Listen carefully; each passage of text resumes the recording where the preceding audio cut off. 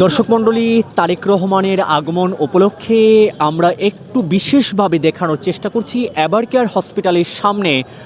অর্থাৎ যে এবারকেয়ার হসপিটালে বেগম জিয়া ভর্তি আছেন সেই হসপিটালের সামনে কিন্তু কাঁটাতারের বেড়া দেওয়া হয়েছে। অর্থাৎ কেউ যাতে এই পুলিশের পক্ষ থেকে, অর্থাৎ ডিএমপির পক্ষ থেকে, ঢাকা মেট্রোপলিটন পুলিশের পক্ষ থেকে যে ব্যারিকেড দেওয়া হয়েছে, এই ব্যারিকেডকে অতিক্রম করে কেউ যাতে অপর প্রান্তে প্রবেশ করতে না পারে, সেজন্য কিন্তু এখানে আমরা দেখতে পাচ্ছি যে কাঁটাতারের বেড়ার সদৃশ্য যে ব্যারিকেড রয়েছে সেটি কিন্তু দেওয়া হয়েছে। এবং যে গত নভেম্বর মাস থেকে যখন বেগম জিয়া এখানে ভর্তি ছিলেন তখন কিন্তু এই ব্যবস্থাটি দেওয়া হয়নি, এটি কিন্তু নতুন করে এখানে স্থাপন করা হয়েছে। এর প্রধানতম কারণ হচ্ছে যেহেতু আজ জুলাই 36 এক্সপ্রেসওয়েতে সংবর্ধনা শেষে জনাব তারেক রহমান এখানে আসবেন, সেই তার যে আসার মুহূর্ত, সেই মুহূর্তে যাতে কোনো রকমের শৃঙ্খলার অবনতি না ঘটে, একই সাথে কেউ যাতে ব্যারিকেডকে অতিক্রম করে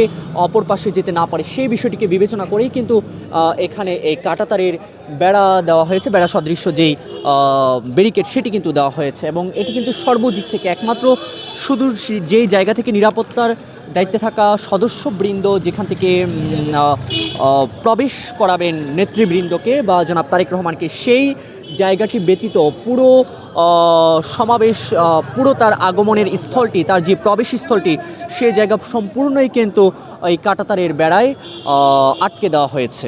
এটি কিন্তু আমরা এখান থেকে দেখানোর চেষ্টা করছিলাম আপনাদেরকে এতক্ষণ পর্যন্ত।